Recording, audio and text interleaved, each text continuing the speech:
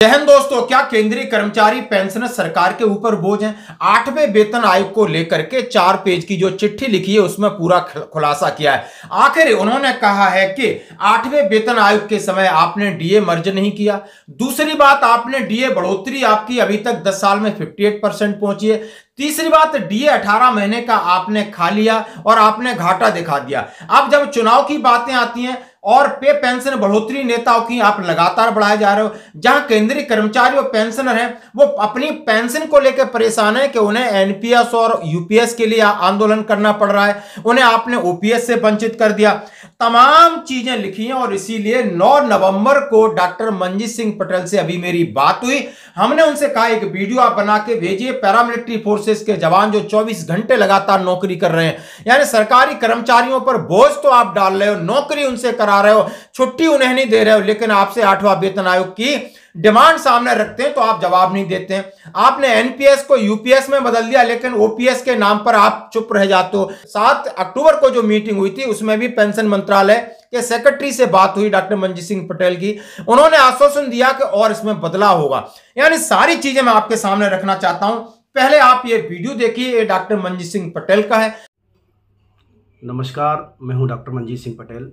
आप सभी जानते हैं कि आगामी 9 नवंबर को पुरानी पेंशन बहाली और 8वें पे कमीशन के गठन के लिए हम पूरे देश के साथियों के साथ दिल्ली के जंतर मंतर पर सुबह 10 बजे एक बहुत बड़े धरने का आयोजन करने जा रहे हैं।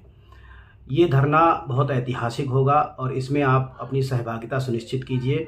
अभी पिछली बैठक में भी जब 7 अक्टूबर को हम पेंशन सेक्रेटरी साहब के साथ आधिकारिक तौर पर इस मुद्दे पर बातचीत करने के लिए बैठे थे, तो हमें जितना हमें संकेत मिल पा रहा है उसके आधार पर मैं कह रहा हूँ कि यूनिफाइड पेंशन स्कीम तक हम एनपीएस से लेकर के पहुँचे हैं। अभी कुछ और समस्याएं बाकी हैं जिनका निराकरण होना जरूरी है और ये सरकार के साथ टेबल टॉक करके ही इसका हल निकलेगा। हम बार बार अगर अपने किसी मुद्दे को विपक्ष की झोली में डाल दें, अपने आंदोलन को किसी भी पॉलिटिकल पार्टी की गोद में रख दें, तो हल वहाँ से नहीं निकलेगा। हल सरकार से लड़ो, सरकार के साथ बात करो, टेबल टॉक करो और फिर वहाँ से हल निकाल करके ले करके आओ। हमारा ये तरीका भी है और हम इसमें सफल भी हुए हैं। पिछले 2-3 बदलाव जब हमने आंदोलन किए हैं तब बैठकें हुई हैं और कुछ ना कुछ हम हासिल करके आए हैं। इस बार हमें पूरा भरोसा है, खास करके पैरामिलिट्रीज के जवानों से। आप अगर हमारे आंदोलन में भाग नहीं ले सकते, क्योंकि सबसे बड़ी जो समस्या है वॉलंटरी रिटायरमेंट के दिन से पेंशन देने की, हम आपको भरोसा दिलाना चाहते हैं कि 9 नवंबर के आंदोलन के बाद भारत सरकार वॉलंटरी रिटायरमेंट के दिन से पेंशन देने के लिए बाध्य होगी, लेकिन इसमें आपका सहयोग चाहिए। सरकार कभी भी ऐसा नहीं करेगी कि किसी पार्टी को इस बात का क्रेडिट दे दे। सरकार का काम है, सरकारी कर्मचारी लड़ेंगे तो सरकारी कर्मचारी सरकार के साथ बात करेंगे, उनके साथ फिर वो समाधान निकलेगा।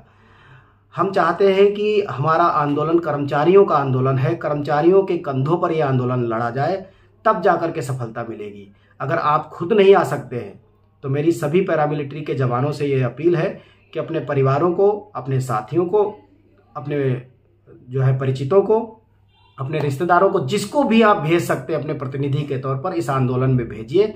हम भरोसा दिलाते हैं कि वॉलंटरी रिटायरमेंट के दिन से पेंशन की शुरुआत और कर्मचारी का अंशदान ब्याज सहित वापसी, ये दोनों बातें हम सुनिश्चित करेंगे और 2025 में ही लेकर के आएंगे। बहुत बहुत धन्यवाद। जय हिंद, जय। जो अभी उन्होंने हमें भेजा है और उसके बाद उन्होंने कहा है कि 9 नवंबर को सभी जंतर मंतर पर आइए। 8वें वेतन आयोग और यूपीएस को लेकर के बहुत बड़ा आंदोलन है। हम सरकार से लड़ेंगे, क्यों हम विपक्ष के पास नहीं जाएंगे।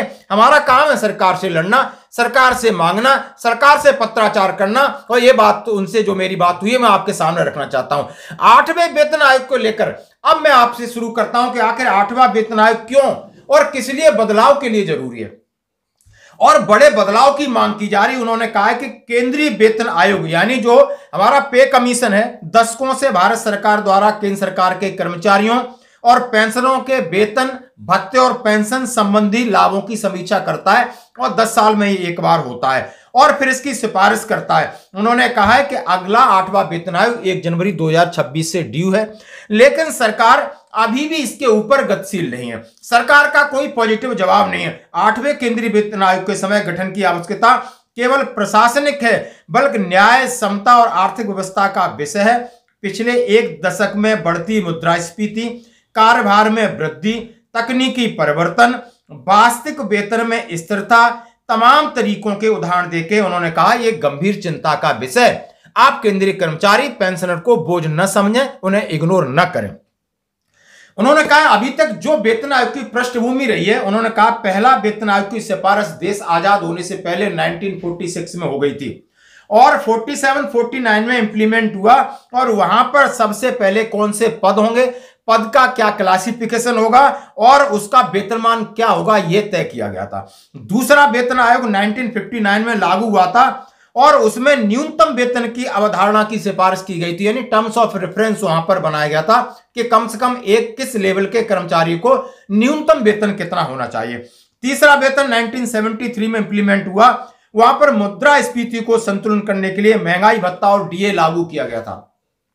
उन्होंने बोला 10 साल इंतजार न करना पड़े, इसलिए हर 6 महीने बाद मुद्रास्फीति और महंगाई के लिए उन्होंने डीए की शुरुआत की। चौथे सीपीसी यानी जो कि 1986 से प्रभावी था, वेतन संरचना को तर्कसंगत बनाया गया और इसके लिए ABC वर्ग में विभाजित किया गया।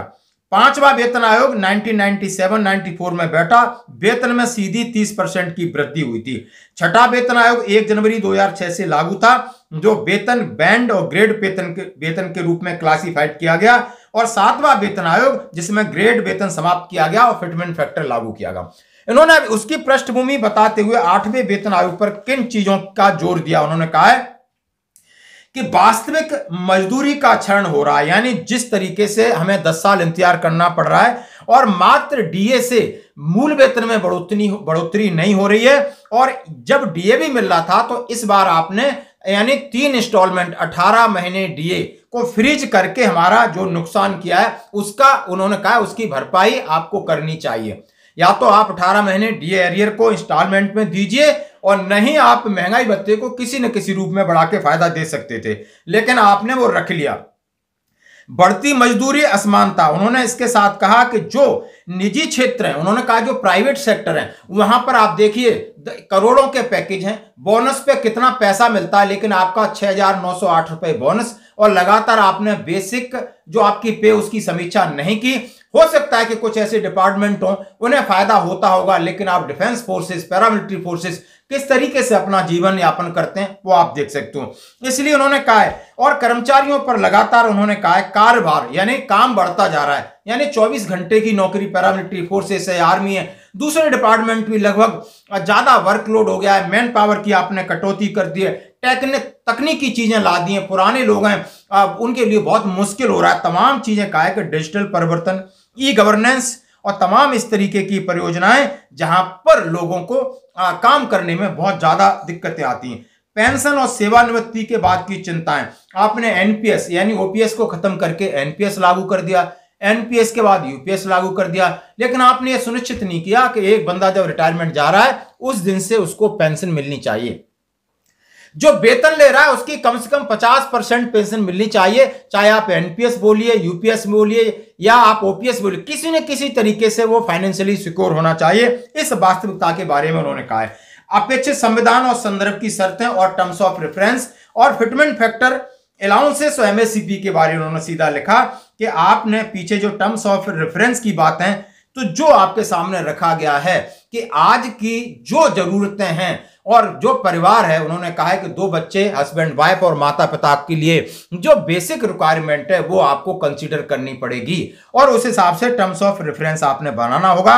और साथ ही फिटमेंट फैक्टर की बात की कि 2.57 जो फिटमेंट फैक्टर था, आज की जरूरत देखी जाए तो उन्होंने सीधा सीधा कहा है कि इस फिटमेंट फैक्टर को कम से कम 2.25 या उससे अधिक लाने की जरूरत है ताकि न्यूनतम वेतन 18,000 से 26,000 से लगाकर 28,000 प्रतिमाह का संशोधन होना चाहिए।